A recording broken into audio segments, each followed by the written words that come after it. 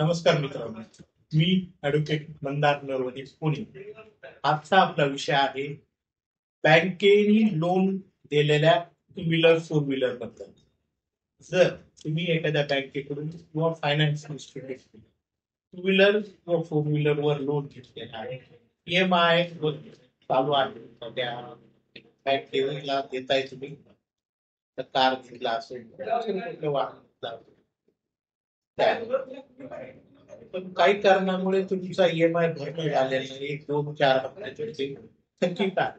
तर अशा वेळेस काय होतं की तुमचं लोन रिकव्हर करण्यासाठी, ईएमआय रिकव्हर करण्यासाठी बँक काही रिकव्हरी एजंट तुमच्याकडे पाठवतात. ते रिकव्हरी एजंट सांगतात की ते बँकेचे प्रतिनिधी आहेत आणि असं करून ते तुम्हाला दमदाटी, शिवीगाळ आणि ताकदीच्या जोरावर त्या घरून किंवा पब्लिक प्लेस रोड किंवा रस्त्यातून कुठेतरी तुम्ही जात असताना तुम्हाला आढळतात. बरेच वेळा तुमचे मित्र परिवार सोबत असतात, फॅमिली सोबत असतात. अशा वेळेला ते रस्त्यात तुम्हाला थांबवतात आणि पैशाची ईएमआय ची मागणी करतात. अन्यथा ईएमआय भरा आणि त्यावेळेस ती गाडी घेऊन जा. आता आम्ही गाडी आमच्या ताब्यात घेत आहोत, फायनान्शियल पैसे भरा, असं तुम्हाला रस्त्यात आणून हॅरेसमेंट करतात, मेंटली टॉर्चर करतात. बऱ्याच लोकांकडून तर ते गाडी घेऊन पण जातात. हे सर्व करणं हे चुकीचं आहे. जर तुमचं ईएमआय थकीत असेल आणि एनपीए झाला असेल अकाउंट, तर त्या केसमध्ये बँकेत तुमच्या विरोधात एक प्रोसिजर सक्षम कोर्टामध्ये, न्यायालयामध्ये जाऊन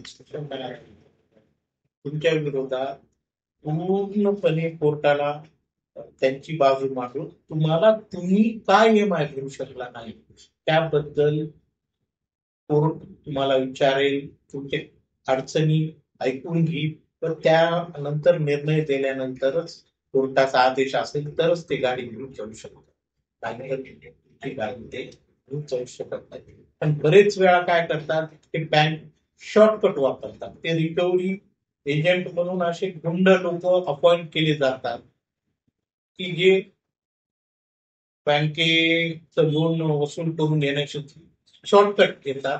तो मेंटली हॅरॅसमेंट करून तुम्हाला अपमानित करून तुम्हाला फोर्सफुली ईएमआय क्लिअर करून घेण्याचा प्रयत्न करतात. तुमची कुठलीही बाजू ऐकून न घेता तुमच्यावर फाईन मारतात, दंड मारतात, वेगवेगळ्या प्रकारे तुमच्याकडून पैसे लुबाडण्याचा प्रयत्न केला जातो.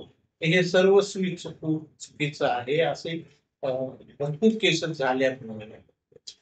26 फरवरी 2007 रोजी सुप्रीम कोर्ट ऑफ इंडिया यांनी आयसीआयसी बँक मॅनेजर वर्सेस प्रकाश कोर त्या खटल्यामध्ये असा निर्णय दिला आहे आणि ती केस लॉ आहे की बाबा अशा प्रकारे बँकेला तुमच्याकडून ताब्यात घेता येणार नाही.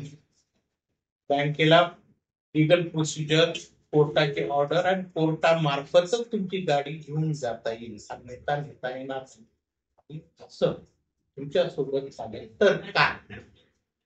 तर त्यावेळेस तुमच्याकडं कायदेशीर मार्ग असा आहे की तुम्ही ताबडतोब, अशी घटना जर तुमच्यासोबत घडत असेल तर तुमच्या संबंधित जवळील पोलीस चौकी, पोलीस स्टेशन इथे फोन करणे.